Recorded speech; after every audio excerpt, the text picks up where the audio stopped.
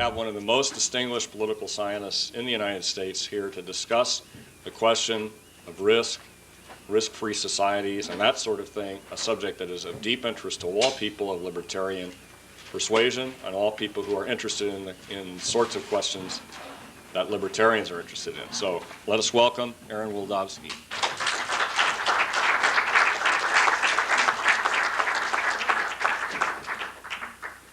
Coming down the freeway, I was thinking that if in 1946, when I gained my political consciousness, someone had said, after the Second World War, that every single command economy would prove a failure. And the only economies that got people up from poverty had a significant market element. That would have been considered unreasonable. There would be some on one side and some on the other, even if there was a preponderance of market. But that would have been wrong. And the extreme version would have been exactly correct. Sir, can I get you aware of this? Thank you. This can go in your pocket. The nearest thing we have to it, isn't it? I suppose that's the way we'll look when Big Brother takes over. We in the industrialized Western nations are today not only the richest, but the longest lived and the healthiest people in the history of the world. What we'll do with this longevity and health remains to be seen. But if one wished an association between economic and social life and degree of health, meaning a high mortality and a low morbidity, then one would say that we have chosen the right way. And yet, if you tune in to the public prints, if you read the literature and see what is happening in the public policy of the United States, you get no sense of this because it's all based on the opposite premise. Any day now, I expect to see on the Berkeley campus stretcher bearers carrying away the youth of the nation as they expire from any one of a number of diseases. If you read the newspapers, new disasters from chemical carcinogens, from nuclear weapons, from any aspect of technology are invented daily. Do I kid you? Or will you not find it in today's paper? How then can we explain the extraordinary anomaly whereas our health and welfare gets better and better and the news gets worse and worse? Suppose Joe and Paul, famous figures from a Yiddish past, have their groceries on opposite sides of the street, on street corners, and Joe wants to drive Paul out of business. So Joe spreads the rumor, when you eat at Paul's grocery, you get cancer. You think that would be effective?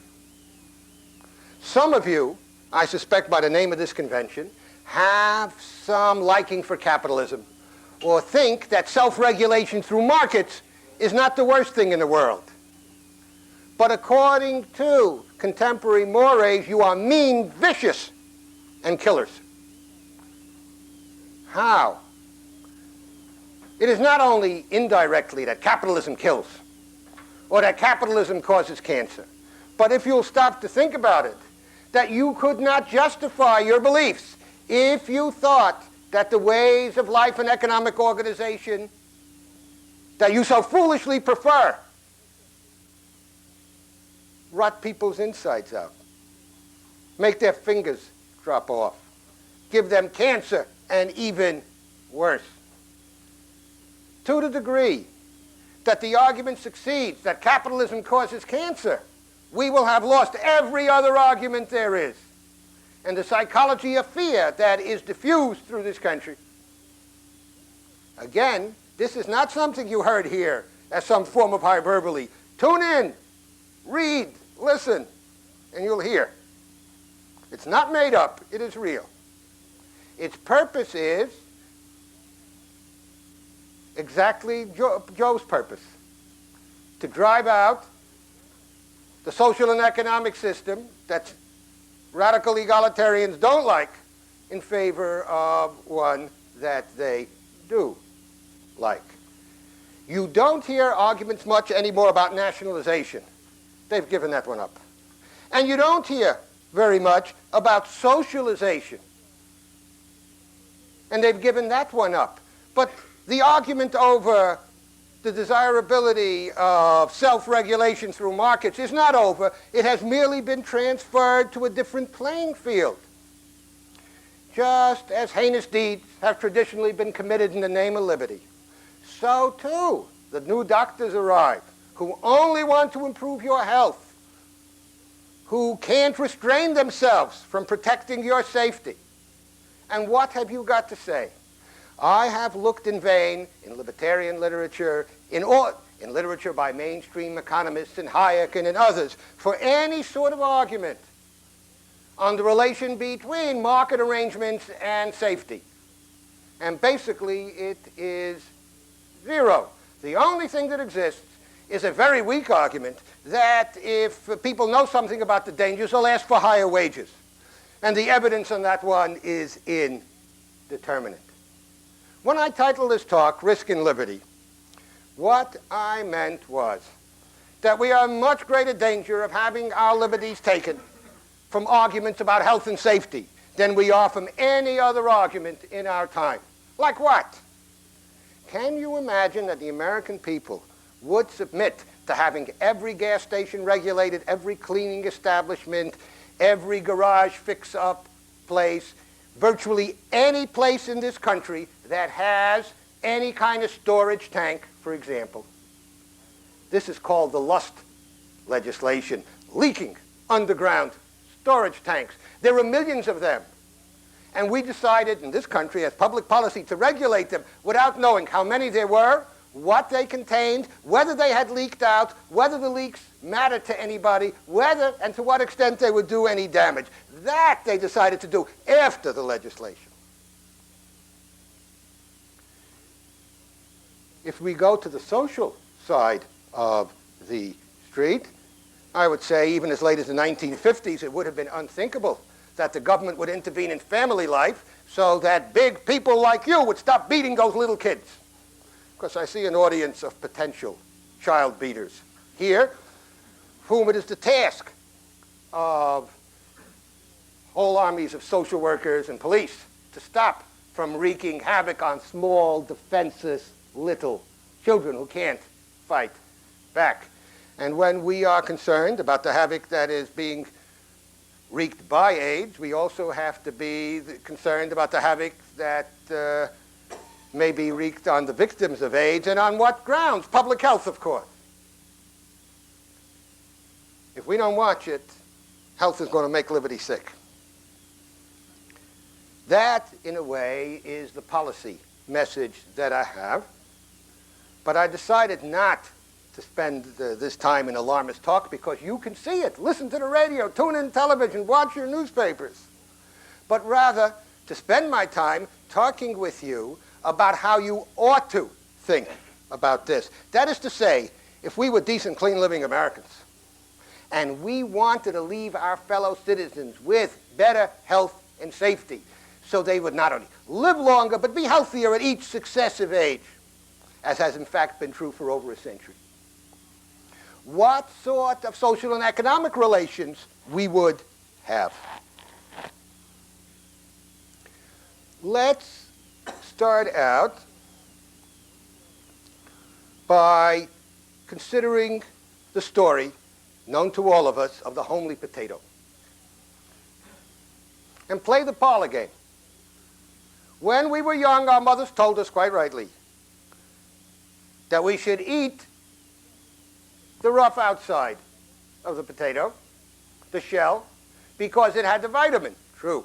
But what mother did not know was that everything that has survived evolution and that wishes to live must protect itself against predators.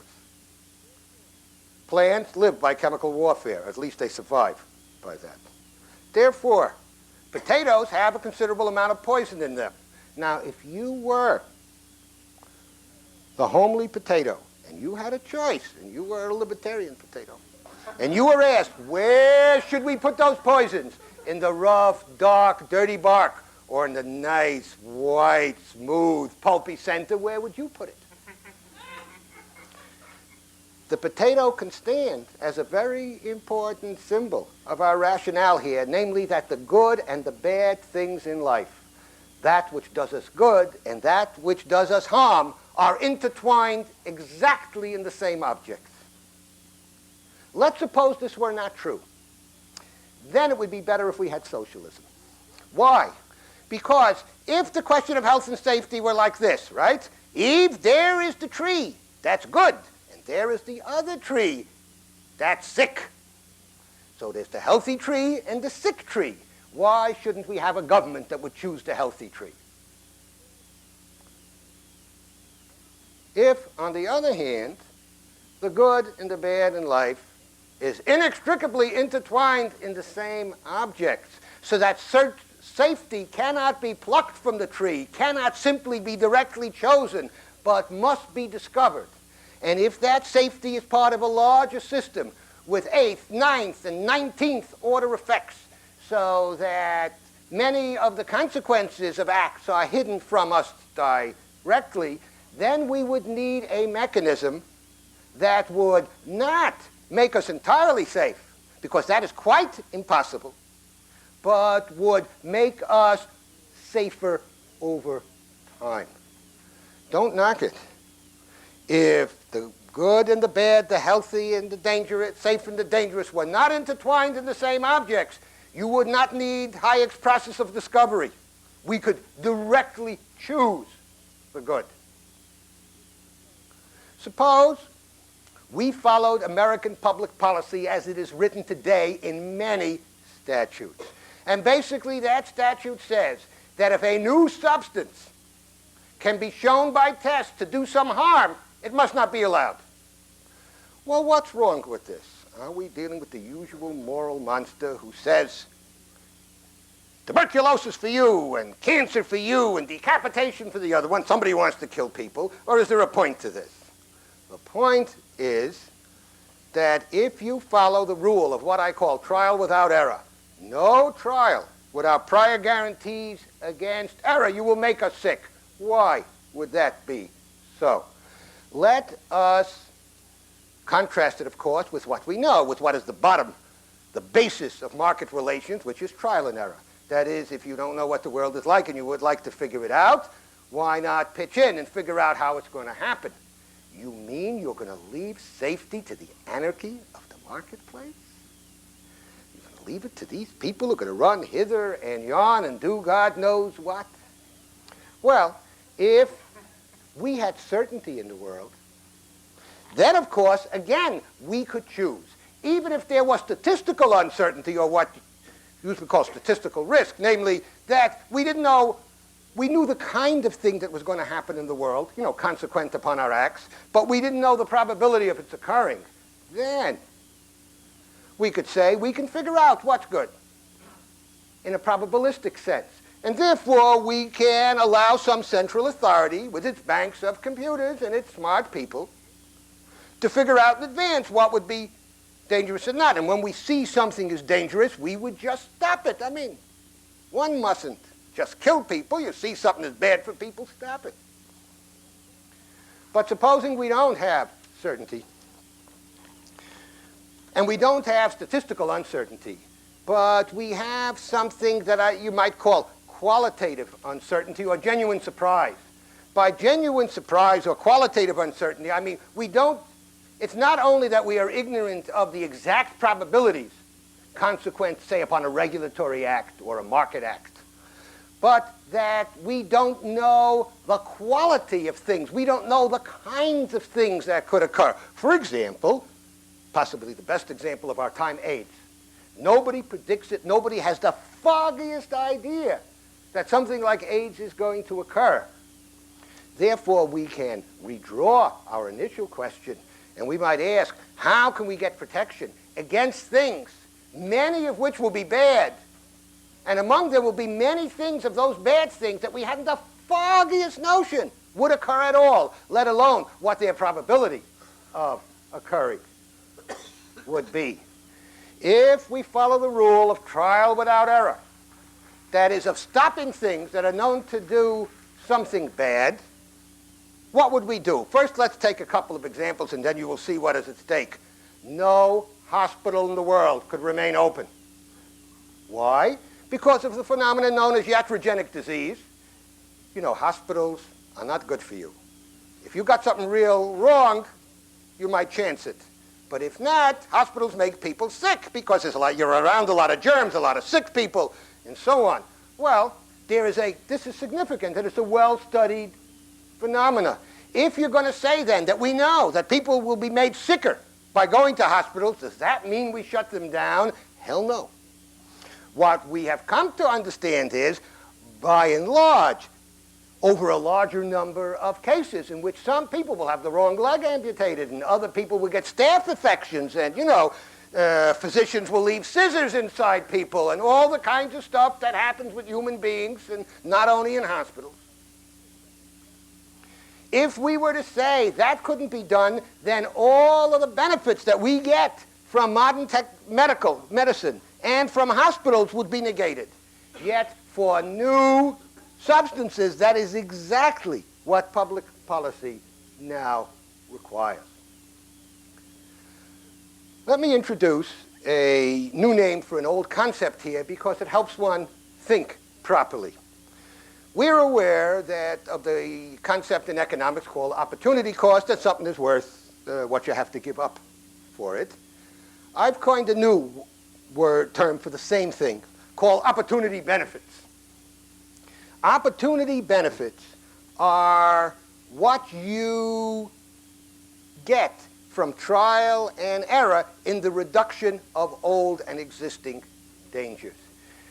See, when you're thinking about new stuff, you're imagining you've done just as well as you could with the world as it exists. There's nothing dangerous that you want to do anything about. And the question is, are you going to add some danger? So if you were going to say, should I throw myself out of windows or in front of trains every day, then you get the obvious answer that you shouldn't do that.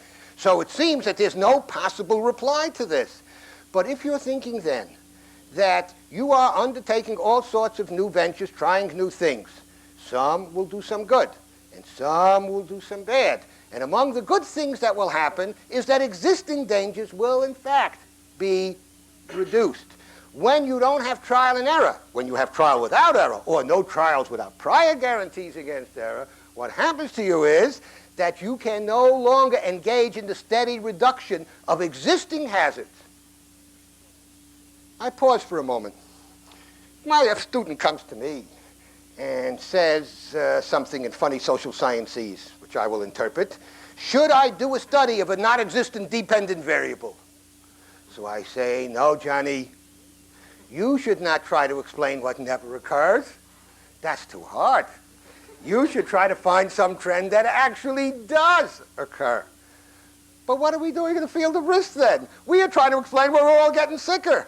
You show me the trend otherwise. Every accident rate known to man is down. Almost every medical condition has improved, even with cancers. If you control for age, right? If you would allow me.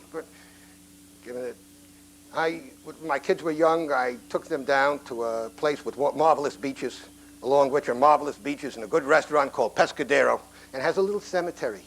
And one thing you learn by looking in that cemetery is whole families are gone in the early 20s, and by the early 30s, 4, 5, 6 kids and parents, they're all departed at the turn of this century here, right? So if we see that that in the old days people lived much shorter, and now we live much longer, even with cancers, there are many different types. When you control for lung cancer, right, for smoking, then almost all, not quite all, go down. And overall, the trend is very good. Why aren't we explaining why we're getting healthier? One reason, and I've tried to say that, of course, if you want to punish corporate capitalism, then you don't want to celebrate its health-giving effects. But besides that, if we spend all our time trying to figure out a non-existent answer to a non-existent question, why are we getting sicker, then we're in danger of giving up the very mechanisms that have helped us achieve the unparalleled progress. Indeed, the only country in the world of which it has been alleged that health rates are going down is the Soviet Union. And I say alleged because the data that Nick Epistat and others have seems to be pretty good, but of course it comes second and third hand since they're not allowed to go and verify it here. So we ask ourselves a question that's a little bit different here. I've tried to suggest to you that if we follow the trends of policy and say you can't do a new thing unless you can prove it does no harm, that we're going to get sicker. And I've given you a hospital example. And another obvious example is inoculations. If you give an inoculation for pertussin, which is whooping cough, some bad things are going to happen to people, which we wouldn't like if it was us. Brain damage, death maybe, paralysis, tiny, tiny proportion. Suppose you don't give it. Then you get several 100,000 kids get very, very sick. So what should you do? Well, in a way, what is happening here is that all of us are engaged in a great lottery in which we're putting our kids at a tiny, tiny risk in order that everybody else will have a much better chance. But according to the tort laws now, the laws of personal injury, huge settlements come, right? Somebody gets sick, they sue. No, the manufacturer can get no credit for all the lives and sicknesses saved, only damage the other side. The tort law itself has become a form of economic redistribution. There are all these liberal grudges and scribblers, and they're saying, damn, we cannot get economic redistribution to the Congress this year. What are we going to do? Well, every chance we get, we're going to hit the manufacturer. Even economic savants, because they're ignorant of cultural relations, that is, that they're actually people who have ways of life opposed to capitalism and who would like to use any mechanism they can, they don't understand what's happening, so they say, look, you know, when you leave an economist alone with a politician, your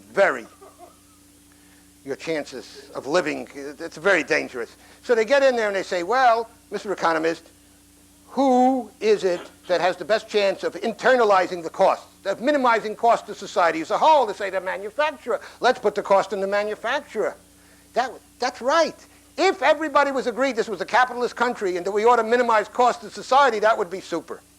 But since other people are trying to undermine capitalism, what happens is something like this. You have some idiot speaker here, and he takes that chair, and he puts this speaker stand on that chair. And on that speaker stand, he puts a ball. And on that ball, puts a tricycle.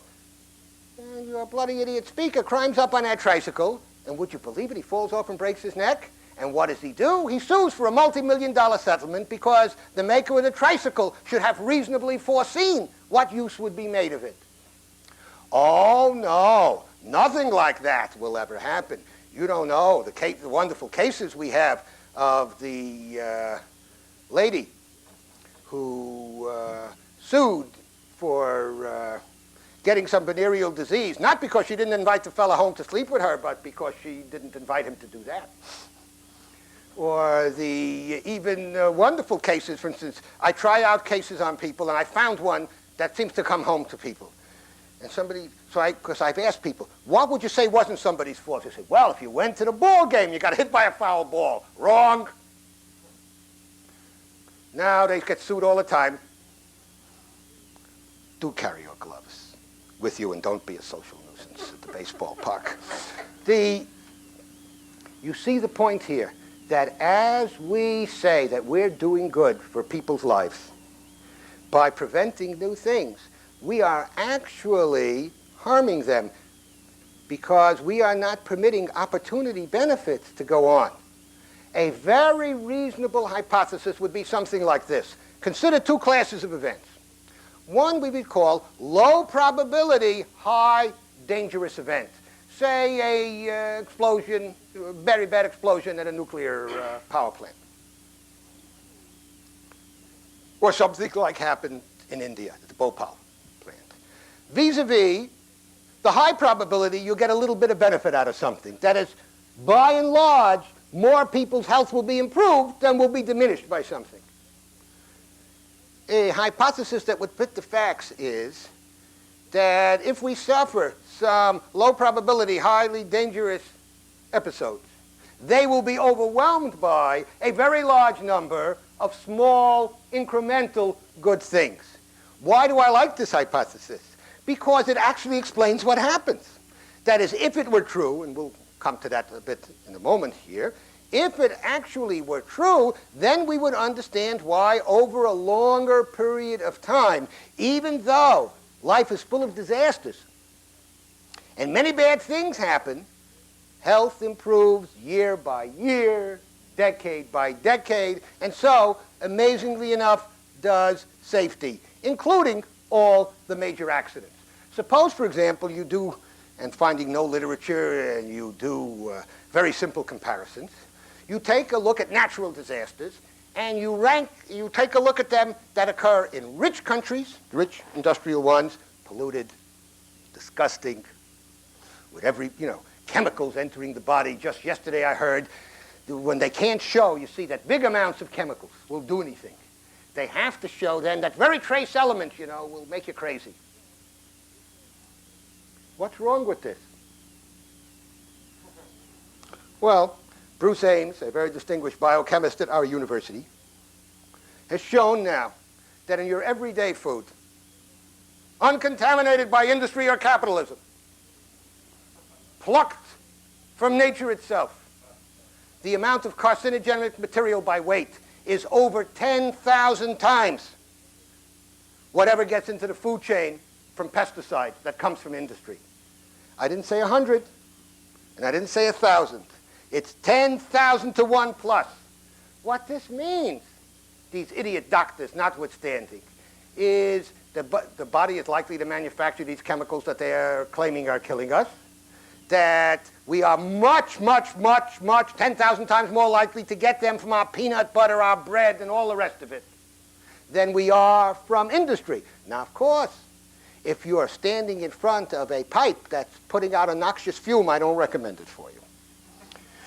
Occupational hazards are different. There you could get thousands and thousands of times more, and you would want, indeed, to be cautious and careful here. But for the rest, most of these fears are unfounded. Look, supposing you drink a glass, needless I say, of Berkeley water. Good left liberal water. That has chlorine in it, does it not? Chlorine forms chloroform. Chloroform is a weak carcinogen. Ames has a piece coming out, that's called 1, right? Then you go, you've heard, right? Silicon Valley water wells are contaminated. And you read always in the paper, contaminated, with what, how much? That doesn't interest anybody. Or they have a term like they used to use for communist sympathizers, linked to. Something has been linked to. Well, you see, water wells doesn't have chlorine, right? And it does have other forms of dirt, carcinogenic material. But the question is how much, isn't it? Well, it turns out for all but 2 of the wells, the amount of carcinogenic material is less than a glass of Berkeley water. Why? Because Berkeley water has more, and that has less. But from reading your papers and what these people say, you get no idea of this at all. So you've learned a little bit that you should ask for comparative data compared to what? Well, here we are trying to figure out how to make ourselves safer and healthier. And we've got the idea that if we continue with trial and error, one thing that's going to help us is the steady improvement in past hazards is likely to overwhelm the few major episodes that we have. But wait a minute. Again, this is gross and inexcusable. If you know something bad is coming, and you know it's going to harm people, how can you let it occur? I mean, how unfeeling can another human being be? Let me set up the formula for you. If indeed you are part of a government, and you do know with some probability that bad things are coming. For example, you could take public health measures against them. And I am all in favor of that. Why? Their cost per person is infinitesimally low. The good they do is very large. The cost-benefit ratio is immensely favorable. This, of course, is not what we object to. Remember, if you follow the rule of trial without error, you do no cost-benefit analysis at all. You only count the costs, the damage to people. You're not allowed to say that ad is in some way overwhelmed by this. If you do that, what you're doing is condemning larger numbers of unknown people in society to much worse health. Indeed, one of the great advantages of capitalism over mercantilism or socialism is that individuals are not allowed to say, not me. That is, they're not allowed to set up special protective arrangements for themselves so that all the dangers have to go over as against the other people in society. Back again, you're a good government. And you are well disposed, and you're not dumber than the people here. And you say, okay, we know about some bad things, so I give you rules. If you know with reasonable probability that they are occurring, and you know what to do about them, so that the cure is not worse than the disease, and, a point I'll get to in a moment, the cost is not prohibitive, come back to that, then you should do it. That is to say, if indeed you do know enough about the probability of occurrence and what to do about it at a reasonable cost, you should. Why do I set up the formula in this way? Because that formula is the guarantee against something else. Have you ever known a nervous person? Have you ever been one yourself? You know, people are always full of foreboding, like Joe Biffstitch in the little Abner thing with that little cloud over his head. And you read stuff, bad news is coming. Government can't be like Joe Biffstitch. Government acts. Let's set this up in a conceptual way. Let's say there are two ways to deal with dangers. One is the mode of anticipation, planning. Let's head it off before it occurs. The other is the mode of resilience, a term I've taken from an ecologist named Hollings, bounce back, the ability to learn from failure and damage how to do better. What the ecological literature tells us about animals and insects is that non-human plants, those that do brilliantly in a particular strand, ecological strand, don't do so well when environmental conditions change. But those that don't do so well in one strand often do well over a variety of strands. In the same way, then, if you're resilient, you take some punishment, but you learn to bounce back. If you're anticipatory, you attempt to ward off the danger, right? Like the good person should. You see it coming, you stop that speeding car, nobody gets run over. If you don't guess correctly or predict what's happening, you are going to spend an enormous amount of society's resources trying to ward off dangers that will, in fact, never occur. When we talk about these bad dangers, we're thinking of things that have actually occurred to us. I think it's fair to say from quite exhaustive investigation on my part, and anybody here is welcome to write to me at the Political Science Department at UC Berkeley and tell me if you have other instances here. But basically, I would say that nobody has ever predicted anything important.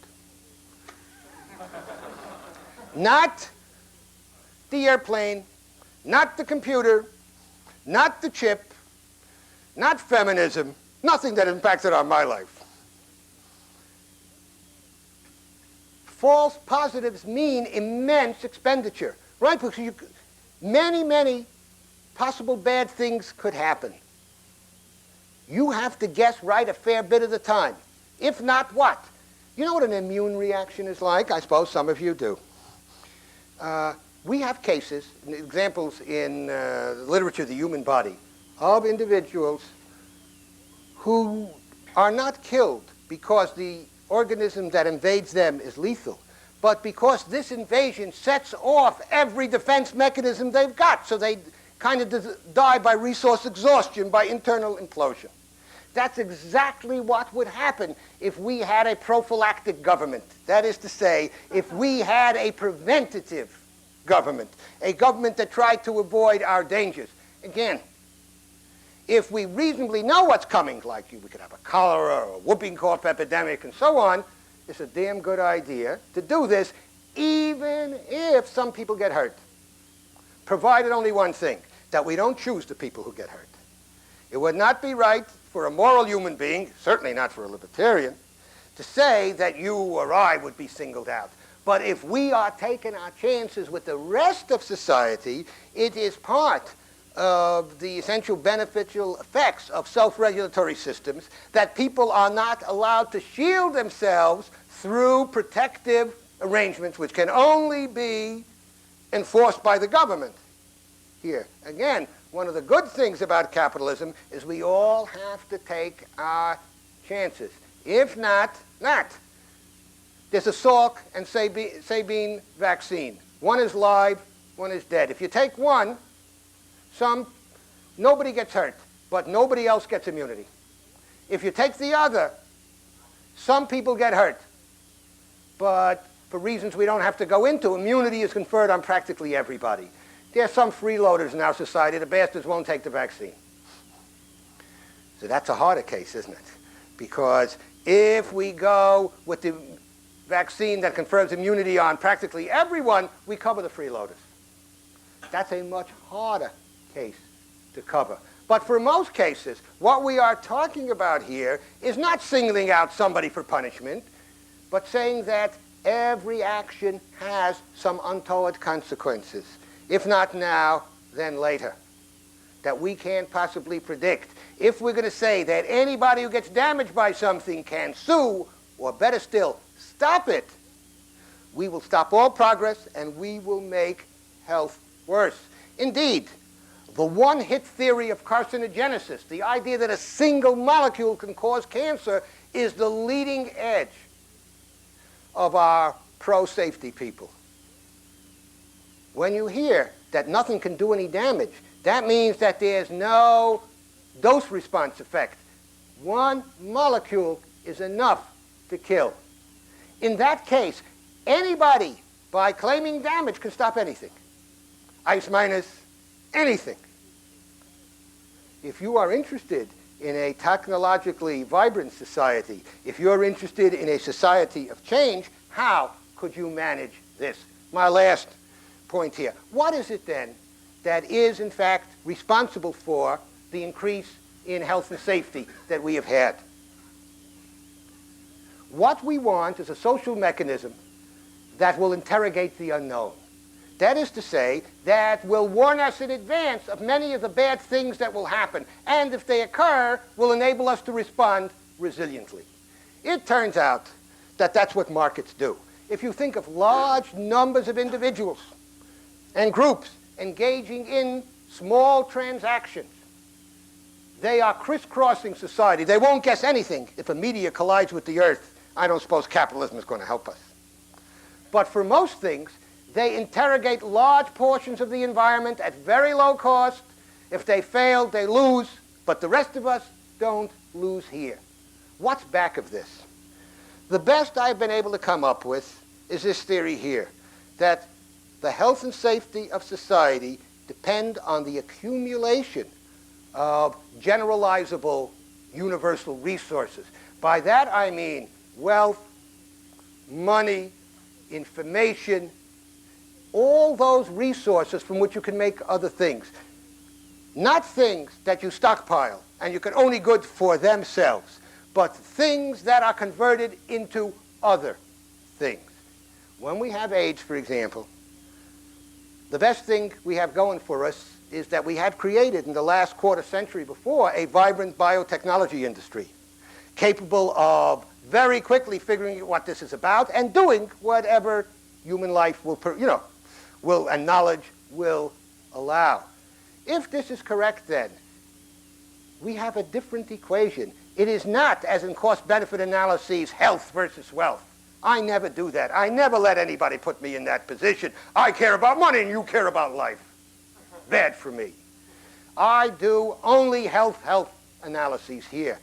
If it is true, and I have immense evidence, that health and wealth are intimately related, every single ethnic group in the world, those in it wealthier are healthier. Between countries, wealthier are healthier here. A 1% dip in the unemployment rate has vast effects on health compared to practically anything you can do. There's no doubt about this. If wealth and health are functions of each other, what sense does it make to go through all this regulation, which essentially says, let's make ourselves poorer in a good moral cause so we can be healthier? If, in fact, you would believe the words of the great Sophie Tucker, the red-hot mama of my youth, who said, I've been rich and I've been poor, and believe me, richer is better. So I have argued that richer is safer here. What we have is the worst of all the worlds here, in that we are being urged to deny our liberties, to give other people rationales for intervention into the most intimate recesses of our lives. For what? To make us healthier. But if once we start thinking about it, we see that this is going to make us less free and sicker. And one thing more for San Francisco people here. A friend of mine who talks about these matters from biochemistry says he's going to change his name from Havender, you may know him, to paid industry consultant. Because everywhere he goes, nobody wants to know his argument. They say, who paid you? As if getting paid was a crime. I got news for people who are concerned about the sufferers from AIDS. Can we have two kinds of scientists here? If who pays you determines your science and not the competitive disciplines of science. We don't say science is good because Joe Scientist is a terrific guy. We say it because there's a competitive discipline in science here. If we say that industry, you can't trust anybody from industry because somebody pays you, well, why won't they say the same thing about the medical doctors? The only thing stopping a vast AIDS panic in this country, listen, just observe. You know what our Berkeley liberals are like. Oh, yes, I love everybody. And as soon as they shake hands, they run into the bathroom to wash. Is this theory? No. As John Wayne would say, that's not brag, that's fact, because I've seen it any number of times now. If we weaken respect for communities of scholars and scientists, which is all we got to go on here, on the grounds that they are perverted by corporate capitalism, which causes our cancers, do we think we'll segregate it to one area of our life? I think not. Perhaps you have some questions. I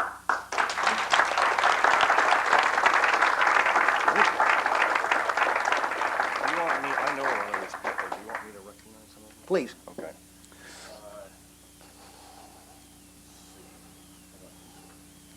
Jonas Salk has said that the field trials that were done on polio in spring of '54 were implemented through the volunteers of Marshall Dimes. It wouldn't be possible now because of government regulations. Yes. But at that time, there weren't. He didn't have to ask for any federal permission to do anything. And the program of mass inoculation of school children was enormous. Yes. Well, but you Successful. On the other hand, 22 years later, the federal government tried to implement a mass inoculation program against swine flu and was roundly castigated for it. I'm wondering, is the government now in almost a no-win situation? Yes. Well, the question is the government in a no-win situation, beaten if it engages in mass inoculations and beaten if not? Who here has not seen in the last week or 10 days articles in the newspaper like this? U.S. economy down the tubes because of trade deficit, right? Curse those who wish to drill our nation's bottoms, so to speak, off the California coast. All right? The whole point of this, you see, is to say capitalism is terrible. It makes you sick, and you're not even making money. And I agree that government is in hard times here. But there is a sadder point here. It is quite, you could have mentioned other cases, for example, where individuals without proper warning and consent have been subject to very bad tests for them, right? So nobody wants to deny that there is private or public abuse. Of course, there is. What we have to ask is what the effects of regulations will be over large numbers of cases here. And I agree with the implications of your remark on the polio testing here, that it is wrong to say that we can live in a world without any abuse whatsoever. The result of that is the rule of trial without error, right? If we can't make any mistake, then the only thing, and whatever you do is damned, then the government say, well, I didn't do anything. But that is, of course, inaction is also doing something here. So this is an area that people need to know more about. One of its grave difficulties is you have to become expert on too many arcane things. And you have to read about polio and about things you never heard of. How many here know that the Chernobyl accident is a direct result of testing safety systems? That's pretty good. Most in America, you see what a small proportion that is, do not know this. I mean, it's as if you went to your car and you put a gasoline bomb under it and lit it, you couldn't have done more to cause an accident than they did. And I have a long screed on the inspection of nuclear plants to show you that in testing for safety wreaks tremendous damage. Now, sometimes you should test for safety, but in many times you shouldn't. Why? Because experience and theory will tell you that if you keep testing certain devices, they degrade, and the chance of accident increases.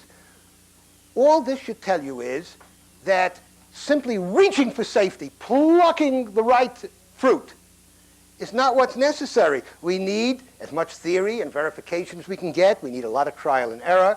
It's not straightforward. It's crooked and crabbed and indirect. And I think that would be a good description of market relations, wouldn't it? If we knew the theories of how markets worked, why would we need them? Why couldn't we put them on our high-speed machines and direct society that way? The whole point is that we can't estimate the 19th and 900th order effects. The same is true of safety. I was wondering what you thought the shape of tort law should be with things like infectious disease. Like you mentioned the case of a woman suing about venereal disease, and I mean, it seems to be a real problem, especially with AIDS. I mean, if you know that you have an infectious disease, and then you knowingly... Now that is another matter. Knowingly, I'm not talking about unknowingly. No. Knowingly, don't tell somebody that you're going to sleep with Then I think you're liable. Yes, but just as I am not the person, who is to rule on moral questions for all of humanity, I could give an answer I'm prepared to give, but not the very difficult question that you raised here. There are two ways of looking at it here. In the 19th century, we had overly strong protection of market relations. If you went into a factory and you got cut in half, I don't believe either half was going to collect against the boss. I mean, there was just so stringent. And one of the chapters in the book I have called Searching for Safety is on the tort law. Now, if we have, if you and I were in a terrible accident, God forbid, and one of us got badly hurt, and we would get X thousands from the other insurance company. If one of us is a city, you get 4X. If you're a corporation, you get 6 to 8X. Well, there are several ways of doing this. One way, talked about in Congress, is to cut down the possible size of awards and to have it more like workman's compensation. This may be what we have to do, but I am not too happy with it. Why? Because lots of people who shouldn't get do get, and some who need a lot, and who get a lot don't get it at all. But no law can be written against interpretation. If you were to read the cases that we have cited and the thousands more that we can't, they're so egregious that as people are reaching, they're all rosy birds. They're reaching out of left field to say that corporate capitalism is guilty as charged. And the whole purpose is to get deep pockets, right? To take from those who have more and give to those who have less regardless. What I would like is if I could figure out how to do it, is to reinstate the idea of negligence, which is what your original question suggested. If a reasonable person could say, with reasonable foresight, that you knew about this, then you ought to pay all you got, or as much as it takes, or your insurance, or whatever. That's what I would like. My problem is, I am not sure how to write this into law. Why? I've looked now at internal briefs written by insurance lawyers, and they say something like this. We can't figure out any language to put in the contract that will mean what it says. Why? Because then you see a very creative judge following Justice Brennan's idea. Justice Brennan interprets the Supreme Court the way the State Department lawyers interpret the ABM Treaty. That is to say, he take a look at it, and he says, well, in the light of modern conditions, we know who should pay, so let's figure out how to make them do it. That is, it'll say, well, liability stops after 7 years. And then you will find a clause in the judge's opinion, and will say, but justice requires, and then you're finished. So, in a way, I know what I would like. But it's not just a matter of writing a law. It's a question of whether you can get juries and judges to go back to what I thought was a medium position here, that is, to assess negligence in a reasonable way. Tort law is good for libertarians and good for markets because instead of having to guess what will do damage, you can only bring suit after damage has been done. So I'm all for it. But a reading of what has happened is enough to make anybody wonder. So in a way, we know what I think I know from a market point of view what the right, and I think from a humane point of view what the right doctrine should be. Whether there is any way of writing them in is another matter. Howard, if you are a person who has had multiple sexual partners without appropriate precautions, etc., and you have intercourse with somebody else who then gets communicable sexual disease, aren't you negligent by the very nature of this, and shouldn't you be subject to suit, or, you know,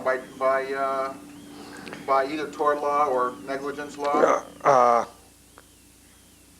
Since I want to make sure everybody knows we're talking about hypothetical cases here, or I won't be able to go home. Aren't there any precedents for this? Oh, yes. I think that in my common law understanding of this matter, for instance, will you distinguish between the person who does this and doesn't realize that he's doing something awful, and the person who does this knowing he or she has a communicable disease and still insists upon it? For instance, such a person will say, well, only a certain proportion, you know, get it, and so on. My own preference would be, which is different than saying what the law says, right, that this should be, negligence and torts are the same, that this should be actionable, okay? Strict liability. But I know, yes, but strict liability doesn't really apply here, because it means that even though you made your product well, it could be used in a way that was detrimental to somebody, in a way that they're not abusing it. And therefore, you ought to pay. Probably. But that's a borderline case. Here, again, the problem is really not with borderline cases. We could resolve the question you are talking about here. What I know is that the past law will give multiple precedents. If you were talking about a negligence standard, then I believe that person is as negligent as can be, A, about themselves, right? And the first person to protect is oneself, since without that you can't protect others, and then negligent toward others. But what the law would do with it would take a braver person than I. I am more concerned here, not with these individual matters, though I understand they're of burning interest to people who are affected by them, but to the warp and woof of daily life. I cannot think of any other area of endeavor in which people, as they say, from the best of motives, encourage a larger number of detailed interventions into people's life than those who are now the champions of health and safety. Thank you very much for a most interesting talk.